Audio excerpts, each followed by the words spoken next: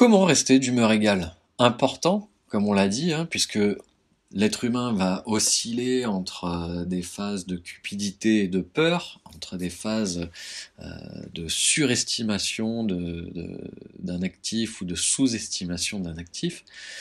Donc il faut faire comme si c'était votre travail et non pas quelque chose que vous faites pour vous, en votre nom propre ou quoi que ce soit. Si vous faisiez ça pour votre patron ou si vous faisiez ça pour votre supérieur hiérarchique, peut-être que vous seriez un peu moins soumis à l'émotionnel. Faire comme si ce n'était plus votre argent, ça rejoint un petit peu ce que je dis. C'est-à-dire que si vous êtes vendeur ou quoi que ce soit, vous vendez des produits d'un autre, c'est pas le même impact et vous allez être capable d'avoir des fonctionnements réfléchis. Alors que si c'est quelque chose qui implique la totalité de votre capital, vos émotions, votre famille ou quoi que ce soit, ça va être plus difficile de garder une humeur assez stable. Autre chose, pour rester d'humeur égale, c'est ce qu'on disait sur une autre diapo, vous devez suivre votre routine. Plus vous allez suivre votre routine, plus vous allez automatiser, et moins vous aurez à faire appel à vos humeurs. Ce que vous devez faire aussi pour éviter d'avoir des sautes d'humeur, d'avoir votre électrocardiogramme qui s'emballe, c'est de déconnecter lors des phases de correction pour rester fidèle à votre plan.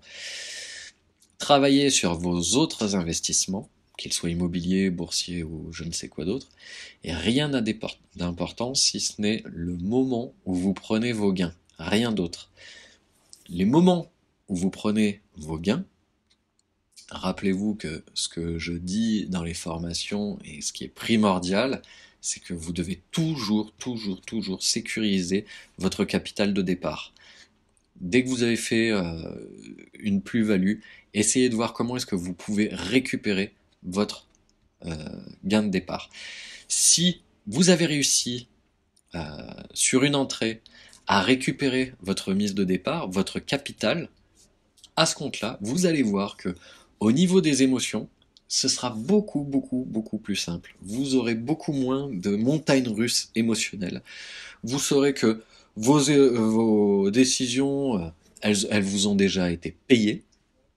Vous n'avez aucun souci à vous faire, et donc du coup là, votre plan vous allez davantage le suivre, votre routine vous allez davantage la suivre, votre stratégie vous savez qu'elle est bonne, et donc vous allez continuer à la mettre en place, et là vous pourrez tirer le meilleur profit sans avoir à avoir peur, et, euh, et quelque part votre cupidité, c'est déjà une belle amputation que de récupérer son capital de départ, donc c'est que vous mettez votre cupidité en laisse, j'ai envie de dire.